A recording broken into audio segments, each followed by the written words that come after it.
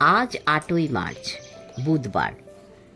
সেই যে গত রবিবার দুপুরে অরুণ সান্যালের কাঁকুরগাছির ফ্ল্যাটে খাওয়া দাওয়া সেরে সদানন্দবাবুকে নিয়ে আমাদের শেয়ালদাপাড়ার বাড়িতে ফিরে আসি, তারপর থেকেই ভদ্রলোক কেমন যেন পাল্টে গেছেন। আগে তো রোজ অন্তত একবার আমাদের বাড়িতে আসতেন সাধারণত সকাল ৮টা নাগাদ।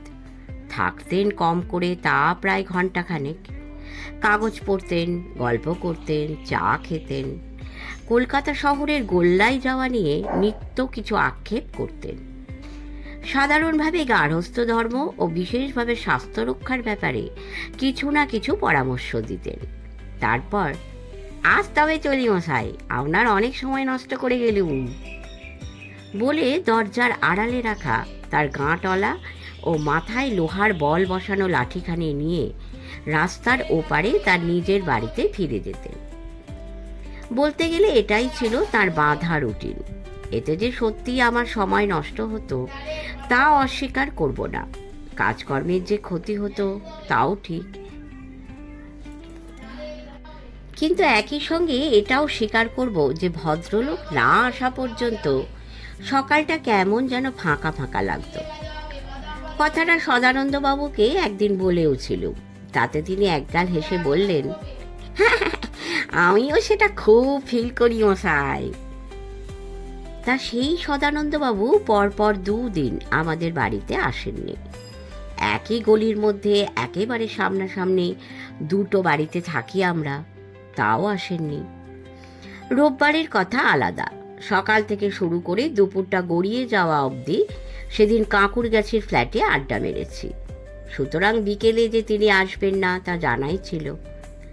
কিন্তু সোমবার এলেন না কেন? মঙ্গলবার না আসারই বা কারণ কি? আজ বুধবারও এলেন না। ভদ্রলোকের হলো কি? গিন্নির গেটে বাঁধ ফের বেড়েছে তা জানি, কিন্তু তাই বলে এইভাবে ডুব দেবেন? এ তো ভাবাই যায় না। ভদ্রলোক নিজে অসুস্থ হয়ে পড়েননি তো?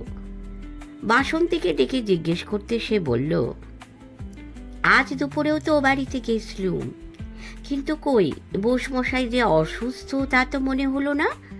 বাথরুমে দরজায় লোহার কবজা বসাচ্ছেন। আর বৌঠান?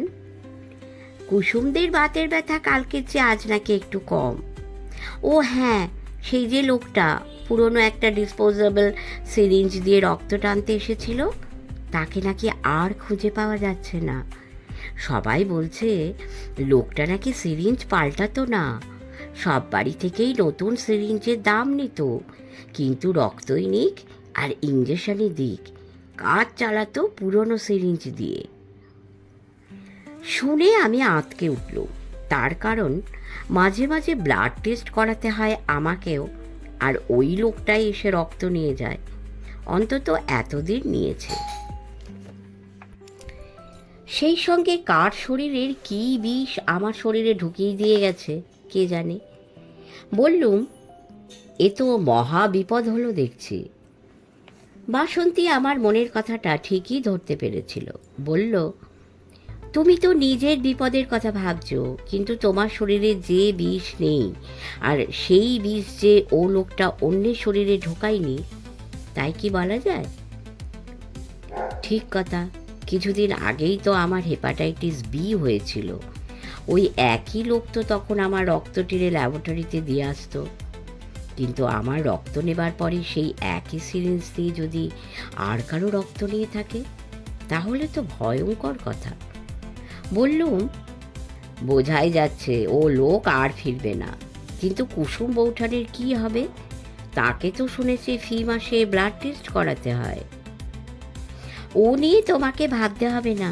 বোসমশাই শুনলুম নতুন একটা ল্যাবরেটরির সঙ্গে ব্যবস্থা করে নিয়েছেন। তারাই লোক পাঠিয়ে ব্লাড কালেক্ট করে নেবে। 1 ডজন সিরিঞ্জও কিনে রেখেছেন তিনি।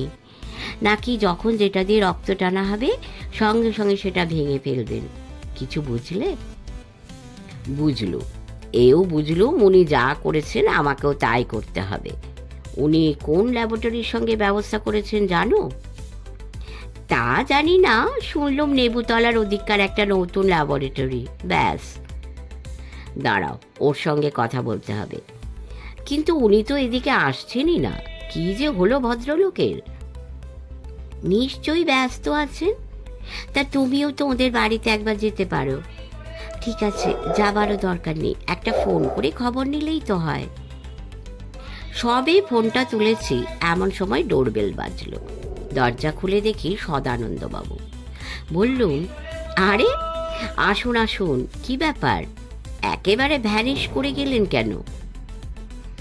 ভদ্রলোক ধীরে সুস্থে ঘরে ঢুকলেন, হাতে লাঠিখানা দরজার পাল্লার পিছনে দাঁড় করিয়ে রাখলেন। তারপর আমার লেখার টেবিলের উল্টো দিকে চেয়ারে বসে বললেন, আপনিও তো একটা খবর নিতে পারতেন, নিয়েছিলেন? আরে মশাই, আপনার কথাই হচ্ছিল, আপনি অনেক দিন বাঁচবেন। আর বাঁচা?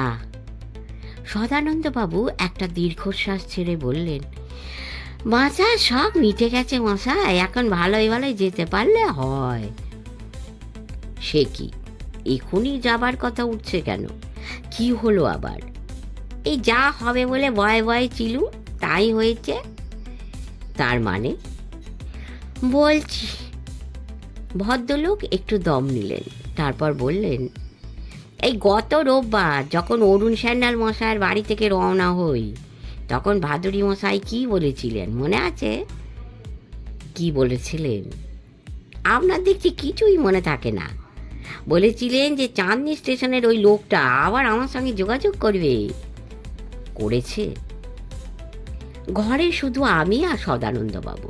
এতক্ষণ বাসন্তী ছিল, এখন সেও নেই। রাত 8টা বাজে। গলির ফেরিওয়ালারা হেঁকে হেঁকে অনেক দূরে চলে গেছে, অনেক শব্দও ঝিমিয়ে পড়েছে।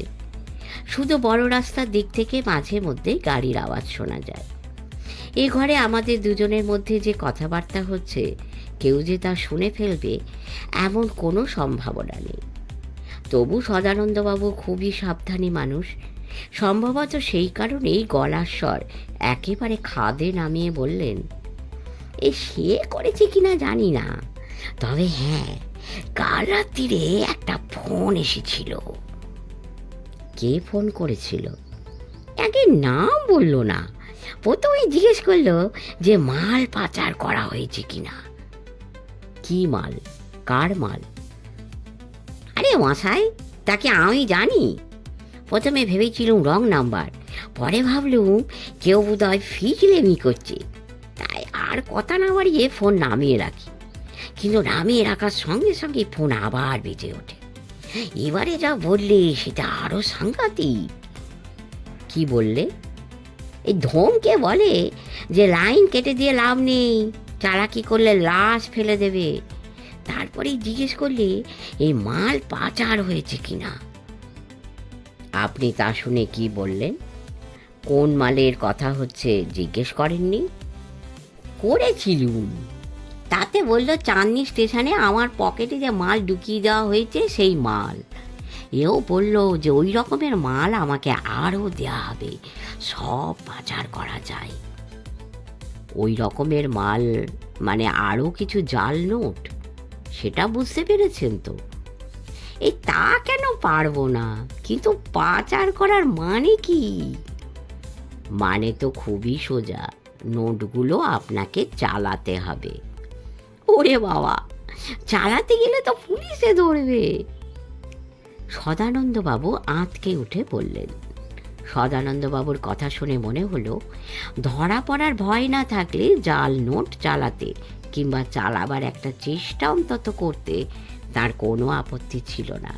বললুম, ছি ছি, শুধু পুলিশের কথা ভাবছেন? এতে যে দেশের সর্বনাশ সেটা ভাবছেন না? এইসব জাল নোট কারা বানাচ্ছে আর ছড়াচ্ছে সেটা অন্তত ভাবুন। এই কারা বানাচ্ছে? এ লোককে কি বোঝাবো? বললুম, এই কারা বানাচ্ছে বুঝতে পারছেন না? এদেশে টাকা পয়সা সম্পর্কে এদেশের লোকের মধ্যে যারা সন্দেহ ছড়াতে চায়, জাগাতে চায় দেশ জুড়ে একটা আতঙ্ক। আতঙ্ক যে এরই মধ্যে এখানে ওখানে জাগেনি তাও তো নয়। জাল নোট যত ছড়াবে আতঙ্ক ততই বাড়বে। সেকেন্ড ওয়ার্ল্ড ওয়ারের সময় কি হয়েছিল মনে নেই? কি হয়েছিল? জার্মানরা তাদের প্লেন থেকে গোটা ব্রিটেন জুড়ে ছড়িয়ে দিয়েছিল কোটি কোটি জাল পাউন্ড। ব্রিটেনের মনিটারি সিস্টেমটা একেবারে যাতে ভেঙে পড়ে, আর সেই সঙ্গে ভেঙে পড়ে সেখানকার লোকের মনোবল। হ্যাঁ, আমাদের দেশেও হঠাৎ এই যে জাল নোট ছড়াবার একটা হিড়িক দেখা যাচ্ছে, এরও সেই একই লক্ষ্য।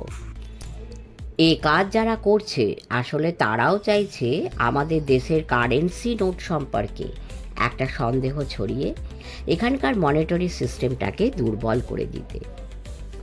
এ কাজ কারা করছে? যারা আমাদের ভালো চায় না তারা।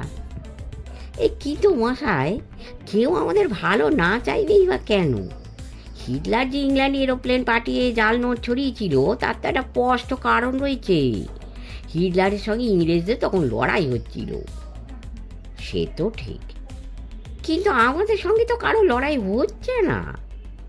তা হচ্ছে না, কিন্তু শত্রুর তো তাই বলে অভাব নেই। শত্রু যেমন বাইরে আছে তেমনি ভেতরেও আছে। দেশটা তো একবার ভেঙেছে, এখন তারা আবার এটাকে ভাঙতে চায়, ভেঙে টুকরো টুকরো করতে চায়। বাইরের শত্রুর কথা ছেড়েই দিচ্ছি, দেশের মধ্যে এই যে এত টেররিস্ট অর্গানাইজেশন গজে উঠেছে, যারা এখানে ওখানে হানা দিয়ে লোকজনদের তুলে নিয়ে গিয়ে নির্বিচারে খুন করছে, কি বলবেন এদের? এরা কি দেশের বন্ধু? সদানন্দবাবুর মুখ দেখে মনে হলো তিনি একটা ধাঁধার মধ্যে পড়ে গেছেন। কিছু বলতে চাইছেন কিন্তু বলতে পারছেন না। মিনিট কয়েক নিস্তব্ধতার মধ্যে কাটল। সেই নৈশব্দ শেষ পর্যন্ত আমিই ভাঙলুম। বললুম, সদানন্দবাবু, জাল নোটের এই কারবারের পিছনে কাদের মাথা কাজ করছে তা আন্দাজ করা খুব শক্ত নয়, কিন্তু একটা কথা আমি বুঝতে পারছি না। কি বুঝতে পারছেন না?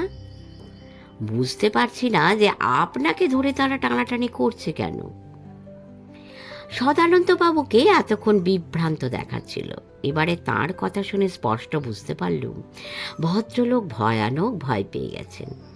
ফ্যাঁসফেঁসে গলায় বললেন, তাই তো, আমাকেই কেন? ও মশাই, আপনার কি মনে হয়? কি করব বলুন তো? কি করবেন তা জানি না, তবে কি করবেন না সেটা বলতে পারি। বেশ তো, কি করব না সেটাই তাহলে বলুন। ফোন করে কি অন্য কোনোভাবে আপনাকে যতই ভয় দেখানো হোক, জাল নোটটা চালাবার কি ওটা আর কাউকে গছাবার কোনো চেষ্টা করবেন না। আর হ্যাঁ, গত রোববার আমরা যারা অরুণ সান্যালদের বাড়িতে ছিলুম, তাদের মধ্যে একমাত্র মালতী আর ও বাড়ির কাজের মেয়েটি ছাড়া বাদবাকি সবাই ওটা দেখেছি। তার আগে কি পরে আপনি আর কাউকে ওটা দেখিয়েছেন? সদানন্দবাবু এক মুহূর্ত চুপ করে রইলেন, তারপর ঢোক গিলে দুদিকে মাথা নেড়ে বললেন, আগে না। তাহলে জানলেন কি করে যে ওটা জাল নোট? জানতুম না তো। অরুণ সান্যালদের বাড়িতে সেদিন অমিতাভর সেলফোনে ওই খবরটা আসার পর ভাদুরী মশাই আমাকে জিজ্ঞেস করেন যে সত্যি আমার পকেটে একটা 500 টাকার নোট আছে কি না। হ্যাঁ, আমার মনে আছে। উত্তরে আপনি কি বলেছিলেন তাও? আমি বলেছিলাম যে 500 টাকার নোট একটা আছে ঠিকই, তবে সেটা জাল না খাঁটি তা আমি জানি না, বলে পকেট থেকে নোটটা বার করে আমি ভাদুরী মশাইয়ের হাতে তুলে দিই। রাইট। আপনার হাত থেকে নোটটা নিয়ে ভাদুরী মশাই তার সোফা থেকে উঠে পূব দিকে জানালার সামনে গিয়ে দাঁড়ান। তারপর নোটটাকে এগেনস্ট সানলাইট ধরে প্রায় সঙ্গে সঙ্গেই ফিরে এসে বললেন, জাল। কি করে সেটা বোঝা গেল জিজ্ঞেস করতে যা বলেছিলেন তাও আমি ভুলিনি। আপনার মনে আছে? আগে আছে। বলেছিলেন যে জল ছাপে গন্ডগোল আছে, তবে জল ছাপ মেলাবারও নাকি দরকার নেই, স্রেফ সারপেশের উপরে আলতো করে হাত বোলালেই নাকি বোঝা যায় যে এটা জেনুইন নয়, জাল। তাও খুব ক্রুড অ্যান্ড ক্লামসি ধরনের জাল। রাইট, সবই মনে রেখেছেন দেখছি। এখন বলুন দেখি, নোটটা যে জাল ভাদুরী মশাই বলবার আগে কি সত্যি তা আপনি জানতেন না? জবাব দেবার আগে আবার একটুক্ষণ চুপ করে রইলেন সদানন্দবাবু। তারপর বললেন, এই সে তো আমি বলিছি, তবু আবার সে একই কথা জিজ্ঞেস করছেন কেন? আমাকে বিশ্বাস করছেন না?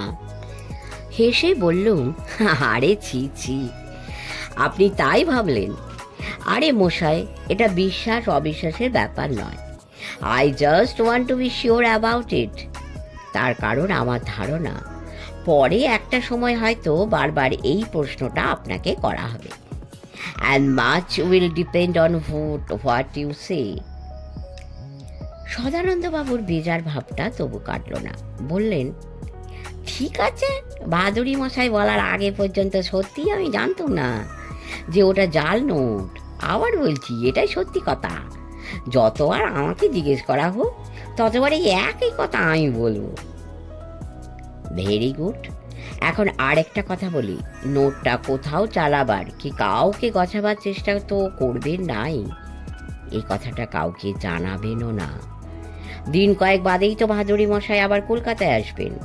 এ ব্যাপারে ডিসিশন যা নেবার তখনই বরং নেবেন, তার আগে নয়। এখন বাড়ি যান, এ নিয়ে এখন আর কিচ্ছু ভাববেন না। এর মধ্যে যদি কেউ ফোন করে এ নিয়ে, করলে বলে দেবেন চালাবার চেষ্টা করছেন কিন্তু পেরে উঠছেন না। সদানন্দবাবু উঠে পড়লেন। দরজার পাল্লার পিছন থেকে লাঠিখানি নিয়ে ধীরে ধীরে বেরিয়ে গেলেন ঘর থেকে। ফোনটা এলো তার ঠিক 15 মিনিট বাদে। সদানন্দবাবু উত্তেজিত গলায় ভদ্রলোক বললেন, এই সর্বনাশ হয়েছে।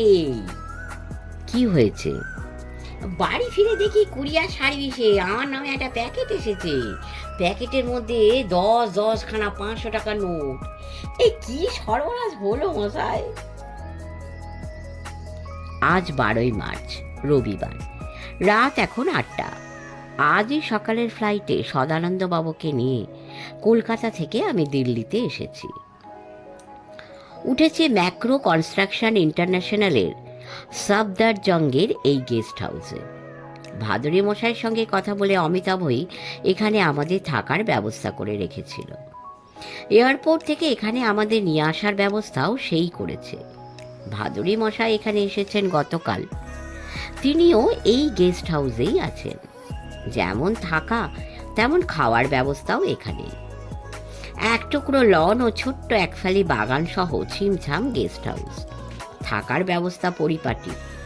ও বেলা এখানেই খেয়েছি, তাতে মনে হলো খাওয়ার ব্যবস্থাও খারাপ হবে না। কুকটি গোয়ানিজ। কেন যে হঠাৎ দিল্লি আসতে হলো এবার সেই কথাটাই বলি। কথা ছিল ব্যাঙ্গালোর থেকে ভাদুরী মশাই খুব শিগগিরই আবার আসবেন, কিন্তু কুরিয়ার সার্ভিসে ফের যে তাকে 500 টাকার 10খানা জাল নোট পাঠানো হয়েছে, সদানন্দবাবুর কাছে এই খবর পাবার পর আমার মনে হয় আর দেরি করা ঠিক হবে না। ব্যাপারটা যেরকম দ্রুত গড়াচ্ছে তাতে একটা বিপদ ঘটে যাওয়া খুব বিচিত্র নয়। তাই ভাদুরী মশাইকে এক্ষুনি সব জানানো দরকার। বুধবার রাত্রিরেই তাই ব্যাঙ্গালোরে ফোন করি। ফোনে ভাদুরী মশাই সব কিছু জানবার পর বললেন, 2-4 দিনের মধ্যে ফের তাঁর কলকাতায় আসার কথা ছিল ঠিকই, কিন্তু আপাতত সেটা সম্ভব হচ্ছে না।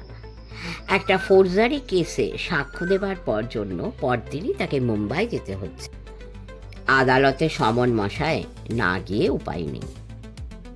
বলেছিলুম, বেশ তো, তাহলে মুম্বাই থেকে কলকাতায় আসুন। কিন্তু তাও নাকি সম্ভব নয়। কেন নয় জিজ্ঞেস করে জানা গেল মুম্বাই থেকে তাকে দিল্লি যেতে হবে।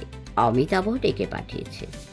ফোন করেছিল, ডিটেলস বলল না, তবে মনে হলো ছেলেটা বিপদে পড়েছে।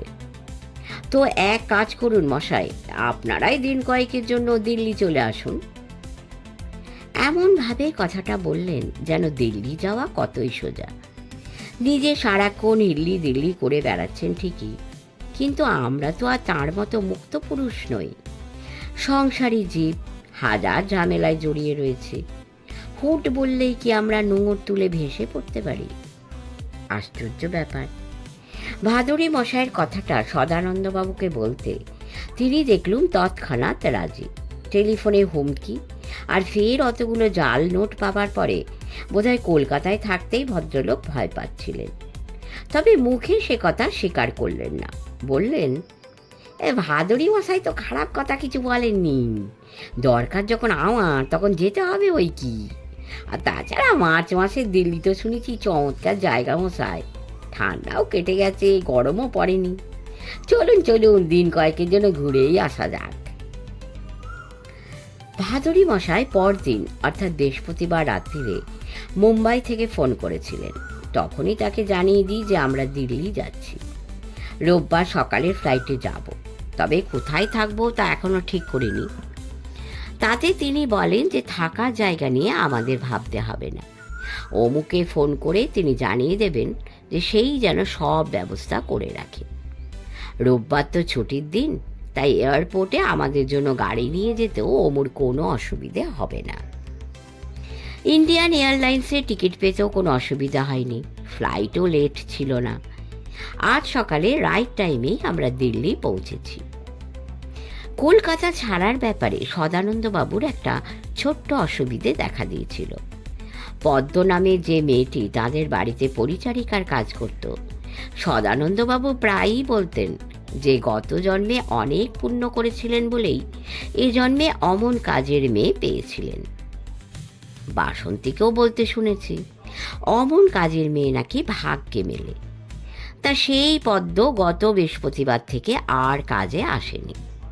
এদিকে অন্য কোনো কাজের লোক না পাওয়ার ফলে সদানন্দবাবু বুঝতে পারছিলেন না যে অসুস্থ স্ত্রীকে এই অবস্থায় ফেলে রেখে কিভাবে দিল্লি যাবেন। শেষ পর্যন্ত বাসন্তী আশ্বাস দেয় যে আমাদের বাড়ির কাজের মেয়েটি আপাতত দুবাড়ির কাজের সামাল দেবে। গেস্ট হাউসে দোতলা দুটো ঘর আমাদের ছেড়ে দেওয়া হয়েছে।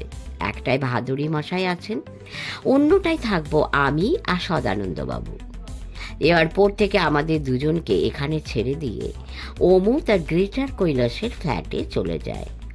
যাবার আগে আমাদের বলে যায় যে 1টার মধ্যে আমরা যেন লাঞ্চ খেয়ে নিই। সে তার বাড়িতে দুপুরের খাওয়া চুকিয়ে মোটামুটি 2টোর মধ্যে আবার এখানে চলে আসবে। তাই এসেছিল। তখন ওমু ও ভাদুরী মশাইয়ের সঙ্গে আমাদের একটা ছোট্ট বৈঠকও হয়েছিল। ওমুর আবার নতুন কি সমস্যা হলো তখনও তা আমরা জানি না। ওমুকে তাই নিয়ে প্রশ্ন করতে সে ভাদুরী মশাইয়ের দিকে তাকায়। ভাদুরী মশাই বলেন, ওর কথা পরে হবে, আগে সদানন্দবাবুর কথাটা শুনি। সদানন্দবাবু নিজে কিছু না বলে আমার দিকে তাকান। তখন গত রোববারে অরুণ সান্যালের কাকুর গাছের ফ্ল্যাটে আমাদের সেই বৈঠকের পর থেকে যা যা ঘটেছে তা সবই আমি ভাদুরী মশাইকে জানাই। পদ্ম দাসীর কথাটাও বাদ দিই না। সেটা বলি ভাদুরী মশাইকে এই কথাটা বোঝাতে যে সদানন্দবাবুকে সত্যি খুব অসুবিধের মধ্যে কলকাতা ছেড়ে দিল্লি আসতে হয়েছে। ভাদুরী মশাইকে কিন্তু টেলিফোনে হুমকি দিয়ে কুরিয়ার সার্ভিসে ফের জাল নোট আসার ব্যাপারটা নিয়ে ততটা ভাবিত হতে দেখলুম না, যতটা ভাবিত মনে হলো পদ্ম দাসীকে নিয়ে। লাশ ফেলে দেবার হুমকির কথাটা আমি ফের তুলতে গিয়েছিলুম, কিন্তু ভাদুরী মশাই তার হাতের ইঙ্গিতে আমাকে থামিয়ে দিয়ে বললেন, দাঁড়ান মশাই, আগে এই কাজের মেয়েটির ব্যাপারটা একটু বুঝে নি। ও কি এর মধ্যে আর কাজে ফেরেনি? না, ও আমাদের বাড়িতে শেষবারের মতো কাজে এসেছিল গত বুধবার। কাজ সেরে সন্ধ্যের সময় বাড়ি ফিরে যায়। বৃহস্পতিবার সকাল থেকে আসেন। বৃহস্পতি, শুক্র, শনি, পরপর 3 দিন আসেনি। রোববার মানে আজকের কথা বলতে পারবো না, তার কারণ সকালে ফ্লাইট ধরবো বলে আজ একেবারে ভোরবেলায় বাড়ি থেকে বেরিয়ে পড়েছি। ভাদুরী মশাই তার পকেট থেকে সেল ফোনটা বার করলেন, সদানন্দবাবুর দিকে তাকিয়ে বললেন, কিরণবাবুর বাড়িতে ফোন করে আপনাদের পৌঁছানো সংবাদটা দিয়ে দিচ্ছি। সেই সঙ্গে আপনাদের কাজের মেয়েটি কাজে এসেছে কিনা তাও জেনে নেওয়া যাবে। ফোনের কথাবার্তা একতরফা শোনা গেল। সেটা এই রকম, হ্যালো, কে? বাসন্তী? হ্যাঁ, আমি ভাদুরীদা। হ্যাঁ হ্যাঁ, ওরা ঠিক সময় পৌঁছে গেছেন। হ্যাঁ, না, প্লেন লেট করেনি। এখন একটা খবর দাও তো, সদানন্দবাবুদের বাড়িতে যে মেয়েটি কাজ করে সে কি আজও আসেনি? ও আচ্ছা, ঠিক আছে। না না, ওদের জন্য ভেবো না, ওরা ভালোই আছেন, কাজ মিটলেই ফিরে যাবেন। ঠিক আছে, তোমরা ভালো থেকো। কথা শেষ করে সেলফোনটা আবার পকেটে পুরলেন ভাদুরী মশাই। তারপর ফের সদানন্দবাবুর দিকে তাকিয়ে বললেন, আপনার কাজের মেয়েটির নাম যেন কি? ও হ্যাঁ, পদ্ম। পদ্ম আজও কাজে আসেনি। এই পর্যন্ত বলে একটুক্ষণের জন্য চুপ করে রইলেন ভাদুরী মশাই। একটা সিগারেট ধরালেন, নিঃশব্দে সেটা টানলেন কিছুক্ষণ। তারপর আধ খাওয়া সিগারেটটাকে অ্যাশট্রেতে পিষে দিয়ে বললেন, আপনাকে একটা প্রশ্ন করি সদানন্দবাবু। চাঁদনি স্টেশনে আপনার পকেটে যে 500 টাকার নোটটা গুঁজে দেওয়া হয়েছিল, সেটা যে জাল নোট, তা আপনি প্রথম কখন জানলেন? প্রথম তো আপনার কাছেই জানলুম, ওই মানে গত রোববার অরুণবাবুদের বাড়িতে ওর কাছে সেই ফোনটা আসার পরে, যখন নোটটা আপনাকে দেখতে দিলুম আর আপনি সেটা দেখে বললেন যে জাল, সেই তখন। ঠিক আছে, কিন্তু এটা তো মানবেন যে বড় রকমের কোনো কেনাকাটার দরকার না থাকলে সব সময়ে, নর্মালি আমরা পকেটে 500 টাকার নোট নিয়ে ঘুরে বেড়াই না। কি ভুল বললুম? না না, ভুল বললেন কেন? আপনি ঠিক কথাই বলেছেন। তবে কিনা সেদিন সত্যি পকেটে 500 টাকার নোট নিয়ে আমি বাড়ি থেকে বেরিয়েছিলুম। সেদিন মানে কবে? এই অরুণবাবুদের বাড়িতে যেদিন যাই তার আগের দিন। সেদিন তো শনিবার ছিল, তাই না? হ্যাঁ, শনিবার, 4 মার্চ। এই গোটা কয়েক জিনিস কেনার দরকার ছিল বলে আমি সেদিন চাঁদনি মার্কেটে যাই। তার আগের দিন ব্যাংকে গিয়ে আমার পেনশনের টাকা তুলি। এই ব্যাংক থেকে 50 টাকার একটা বান্ডিল দিয়েছিল, সেই সঙ্গে খান কয়েক 500 টাকার নোট। চাঁদ নিতে যাওয়ার সময় খুচরো কিছু টাকা পয়সার সঙ্গে এই খান কয়েক 50 টাকার নোট আর একটা 500 টাকার নোট আমি পকেটে ঢুকিয়ে নিয়েছিলুম। এই ভেবেছিলুম জিনিসপত্রের দাম মেটাবার সময় ওই বড় নোটখানা ভাঙিয়ে নেব। এই পর্যন্ত শুনে ভাদুরী মশাই বললেন, তা তো হলো, কিন্তু সদানন্দবাবু, আপনি শেয়ালদা পাড়ায় থাকেন, সেখান থেকে চাঁদনি মার্কেটের ডিস্টেন্স তো তেমন কিছু নয়। বাসে, ট্রামে কি ট্যাক্সিতে গেলে চটপট পৌঁছে যেতে পারতেন। তাহলে অতটা পথ উজিয়ে মহাত্মা গান্ধী রোড স্টেশনে গিয়ে আপনার পাতাল রেলে উঠবার দরকার হলো কেন? পকেটে টাকা রয়েছে বলে ভিড়ভাড়টার সময় আমি বাসে টামে উঠি না, আর ট্যাক্সিতে আমি পাড়াতপক্ষে উঠি না। ভাড়ার হিসেব নিয়ে বড্ড গণ্ডগোল হয়। ড্রাইভার যে হিসেব দেয় সেটা আমার মাথায় ঢোকে না, তাই ট্যাক্সি আমি সব সময় অ্যাভয়েড করি। So far so good. Mile খানে হেঁটে গিয়ে মেট্রো ধরার কারণটা বোঝা গেল। এখন বলুন, চাঁদনিতে জিনিসপত্র কিনে আপনার 500 টাকার নোটখানা ভাঙাতে পেরেছিলেন? না মশাই, পারিনি। জিনিসপত্র কিনেছিলুম মোট 350 টাকার। শুধু এক ছিট কাপড় ছাড়া বাদ বাকি সব কিছু একই দোকান থেকে কিনেছিলুম। কিন্তু 500 টাকার নোটখানা এগিয়ে দিতে দোকানি লোকটি বেজার হয়ে বলে, এই সবে দোকান খুলেছে, ক্যাশ বাক্স ফাঁকা, ব্যালেন্স ফেরত দেওয়ার উপায় নেই। অগত্যা কি আর করি, পকেট থেকে 7খানা 50 টাকার নোট বার করে তার পাওনা মেটায়। আর ওই 500 টাকার নোটখানা আপনার পকেটেই থেকে যায়। হ্যাঁ, থেকে যায়। বাহাদুরী মশাই আবার হাসলেন, বললেন, পেনশনের টাকা তুলতে গিয়ে ওটা আপনি ব্যাংক থেকে পেয়েছিলেন, সুতরাং ধরেই নিতে পারেন যে ওটা জেনুইন নোট। তাহলে তো একখানা নয়, 2খানা 500 টাকার নোট নিয়ে আপনার বাড়ি ফেরার কথা। তার মানে তো অতি সহজ। জেনুইন একখানা 500 টাকার নোট আপনার পকেটেই ছিল, প্লাস ফিরতি পথে চাঁদনি স্টেশনে আসার খাওয়ার ফলে আপনার জিনিসপত্র আর টাকা পয়সা যখন প্ল্যাটফর্মে ছড়িয়ে যায়, তখন সেগুলো গুছিয়ে তুলে দেবার সময় 500 টাকার আর একখানা নোট, মানে জাল নোট, ঢুকিয়ে দেওয়া হয় আপনার পকেটে। কি 2খানা নোট হলো তো?